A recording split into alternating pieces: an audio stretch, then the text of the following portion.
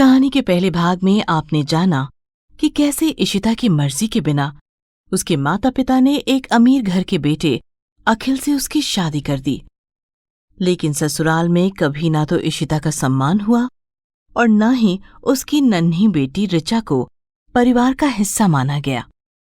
आखिरकार अपनी बेटी के भविष्य को देखते हुए इशिता के सब्र का बांध टूटा और उसने अपनी बेटी के साथ घर छोड़ने का फैसला किया। फिर बहुत कोशिशों के बाद इशिता को एक कॉल सेंटर में नौकरी मिल गई। अब इशिता आत्मनिर्भर थी। अपनी बेटी को लेकर जल्द ही वो एक किराए के मकान में रहने लगी। एक दिन ऋचा स्कूल से लौटकर, मम्मा मैं आ गई, सब छोड़ दो ना, मेरे पास आओ ना प्लीज। अरे स्कूल से आ गई मेरी गुड़िया, लो मैं भी आ गई तुम्हारे पास। अब बताओ क्या बात है? मम्मा वो मेरी बेस्ट फ्रेंड है ना प्रिया, आज उसका हैप्पी बर्थडे है। उसके पापा ने उसको परी वाली ड्रेस ला कर दी है और उसके पापा आज उसे वाटर पार्क भी लेकर जाने वाले हैं। मेरे पापा कहाँ हैं? वो मेरे बर्थडे पर भी नहीं आते और मुझे घुमाने भी नहीं लेकर जाते। क्या वो मुझसे प्यार नहीं करते? बोलो ना मम्मा, मम्मा बताओ ना। गुड़िया वो आ जाएंगे, मेरी बात हुई थी उनसे। नहीं नहीं, मुझे पता है आप झूठ बोलती हो मुझसे। मेरे सारे फ्रेंड्स के पापा तो उनके साथ ही रहते हैं और बहुत मस्ती भी करते हैं। इतना कहते ही ऋचा रोती हुई कमरे में चली जाती है और इशिता वहीं खड़ी रह जाती है। ऋचा के सवालों का उसके पास कोई जवाब नहीं था। कहती भी तो क्या। लेकिन एक बार फिर इशिता ने खुद को संभाला, आंसू पोंछे और रसोई में जाकर ऋचा का मनपसंद हलवा बनाने लगी। वो माँ थी, उसे पता था कि फिलहाल बातों से नहीं बल्कि हलवे की मिठास से ऋचा को खुश किया जा सकता है। एक दिन ऑफिस में इशिता के बॉस इशिता से, Ishita, how are you? Is everything fine? Yes sir, everything is fine. क्या हुआ सर, कुछ गलती हुई क्या मुझसे? नहीं, कुछ खास नहीं। दरअसल मैं खुद ताज्जुब में हूं। तुम तो हमारे ऑफिस की बेस्ट एम्प्लॉय हो, फिर तुम्हारे काम को लेकर कंप्लेंट कैसे आ सकती है? I am really very sorry sir. अब प्लीज मुझे बताइए क्या कंप्लेंट है, मैं तुरंत रिजॉल्व करती हूँ। It's okay Ishita, take it easy. वो मिस्टर घोष है ना, उनकी कंप्लेंट है कि उनकी टेक्निकल प्रॉब्लम रिजॉल्व नहीं हुई। दरअसल उनकी तुमसे बात हुई थी, शायद इसीलिए तुम्हारे नाम से कंप्लेन आई है।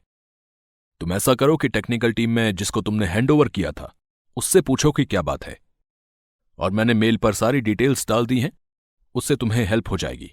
ओके? ओके सर, मैं अभी करती हूँ। Extremely sorry for all this sir. It's okay Ishita, be relax. Boss वहां से चले जाते हैं और इशिता उदास हो जाती है। वो मेल खोलकर सारी डिटेल्स चेक करती है और फिर उसे समझ आता है कि टेक्निकल डिपार्टमेंट से जिसको अपना काम करना था उसने नहीं किया। इशिता झट से फोन लगाती है लेकिन दूसरी तरफ से कोई फोन नहीं उठाता। बहुत देर बाद कोई उसका फोन उठाता है। Hello, it's Kartik here. What happened? What nonsense is all this? मैं कितनी देर से कॉल कर रही हूं, क्या कर रहे थे? आवाज सुनकर तो यही लग रहा है जैसे सो रहे थे। और जरा मुझे ये समझाइए कि मिस्टर घोष की प्रॉब्लम अभी तक रिजॉल्व क्यों नहीं हुई? डू यू नो, उन्होंने कंप्लेंट कर दी है बॉस को। अब आप कुछ बोलेंगे या सो गए फिर? सॉरी मैडम, मैं देखता हूं अभी। Will inform you, give me some time. Oh please, नींद से जागिए और मुझे बताइए जल्दी कि कहाँ प्रॉब्लम है। इतना कहते ही इशिता फोन रख देती है, लेकिन कार्तिक हाथ में फोन लिए वहीं खड़ा रह जाता है। उसे पहली बार किसी ने इतनी बातें सुनाई थी। हैंडसम, स्मार्ट और अपने काम में माहिर कार्तिक शहर में बिल्कुल नया था। शिफ्टिंग की वजह से थक गया था, इसीलिए ऑफिस में आंख लग गई उसकी। खैर, उसने क्लाइंट की प्रॉब्लम को सॉल्व किया और वापस इशिता को फोन किया। Hello ma'am, my self Kartik, technical team से। मिस्टर घोष की प्रॉब्लम सॉल्व हो गई है। He is very happy now. It's good. देखिए, शायद मैंने आपको कुछ ज्यादा ही सुना दिया, बट प्लीज, अपने काम में लापरवाही अच्छी बात नहीं। और मुझे अभी पता चला कि आप नए हैं, तो आई थिंक आपको और ज्यादा ध्यान देना चाहिए। खैर, आप नए हैं तो ऑफिस को लेकर अगर कोई भी कंफ्यूजन हो तो I will help you. Hello hello hello. Kartik Ishita की मीठी आवाज में खो गया था। उसे होश ही नहीं था कि वो फोन पर है। जब तक उसे एहसास हुआ, इशिता फोन रख चुकी थी। ऑफिस की एक मीटिंग में जैसे ही कार्तिक ने इशिता को देखा तो उसकी सादगी का मुरीद हो गया। उसने मन ही मन ठान लिया था कि इशिता ही उसकी जीवन साथी हो सकती है। इशिता भी कार्तिक से मिलकर बहुत खुश होती है। Hello Kartik, how are you? लग ही नहीं रहा कि हम पहली बार मिल रहे हैं। फोन पर ही इतना इंटरेक्शन हो गया। Anyways, nice to meet you. Yeah, it's a great pleasure to meet you. If you don't mind, क्या हम साथ में कॉफी पी सकते हैं ऑफिस कैंटीन में? ओके, बट जल्दी, हाँ, बहुत काम पेंडिंग है। इसके बाद दोनों कैंटीन में कॉफी पीने चले जाते हैं। दरअसल कॉफी तो बस इशिता ही पी रही थी। कार्तिक तो बस इशिता को ही देखे जा रहा था। अरे कार्तिक, आपकी कॉफी तो ठंडी हो गई और मेरी कॉफी तो खत्म भी हो गई। Anyway, enjoy your cold coffee now. मुझे जाना होगा, हाँ, बाय, फिर मिलते हैं। कार्तिक बहुत कुछ कहना चाहता था इशिता से, लेकिन उसके सामने आते ही मानो शब्द कहीं खो जाते थे। ऐसे ही कई महीने गुजर गए। इशिता और कार्तिक में गहरी दोस्ती हो गई थी और एक दिन हिम्मत जुटाकर कार्तिक ने अपने दिल का हाल इशिता को बयां कर दिया और उसे शादी के लिए प्रपोज कर दिया। ये सब देखकर इशिता घबरा गई और गुस्से में कार्तिक से बोली, कार्तिक, ये सब क्या है? अरे, मैंने तो तुम्हें अच्छा दोस्त माना। देखो, तुम एक अच्छे लड़के हो, जिससे भी शादी करोगे उसे खुश ही रखोगे। पर वो लड़की मैं नहीं हो सकती, हरगिज़ नहीं हो सकती। Please please Kartik, try to understand. इतना कहते ही इशिता रोती हुई वहां से चली जाती है। कार्तिक उसके पीछे जाता है।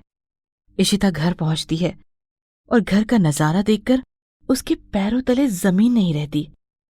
घर पर अखिल था। वो अपनी बेटी ऋचा से बातें कर रहा था। ये सब देखते ही इशिता का गुस्सा 7वें आसमान पर चढ़ गया। वो गुस्से में अपनी बेटी से कहती है, ऋचा, तुम स्कूल से जल्दी कैसे आई? स्कूल बस को आने में तो अभी वक्त है, और कितनी बार समझाया है तुम्हें, अजनबियों से बात नहीं करते। नहीं मम्मा, मुझे सब पता है। ये मेरे पापा हैं और ये आपको और मुझे लेने आए हैं, और मैं पापा के साथ ही स्कूल से घर आई। क्या? हाँ इशिता, मैं आ गया हूं। अब तुम्हें अकेले रहने की कोई जरूरत नहीं। तुम्हारे चले जाने के बाद मुझे तुम्हारी अहमियत का अंदाजा हुआ। दूसरी शादी की तब पता चला कि तुमने तो पत्नी का हर फर्ज निभाया, पर मैं ही अच्छा पति नहीं बन पाया। अब मैं तुमसे और अपनी बेटी से और दूर नहीं रह सकता। जल्दी करो, सामान बांधो और चलो मेरे साथ।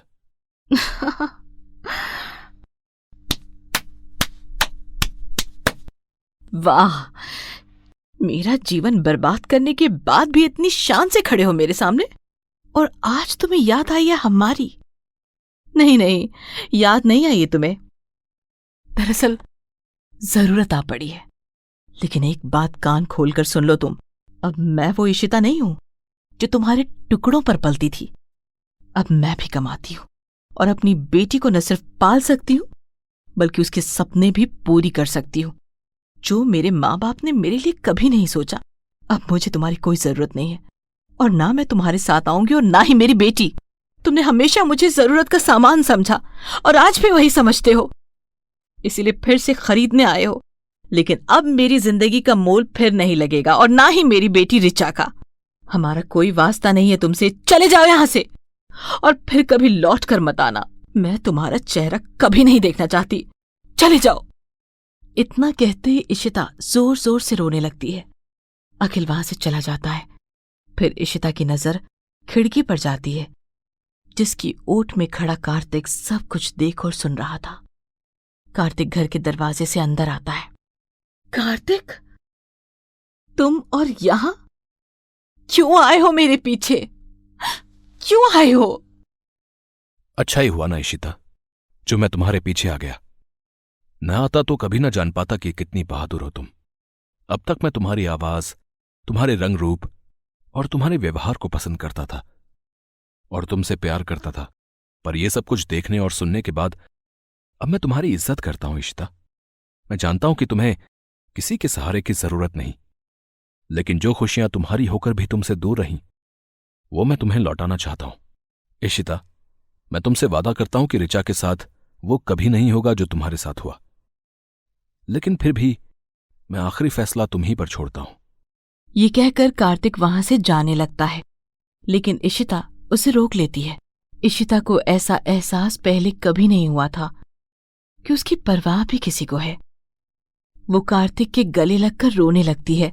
पास ही खड़ी ऋचा भी समझ जाती है कि अब सब कुछ अच्छा है। उसके पास उसकी ममा भी हैं और प्यार करने वाले पापा भी।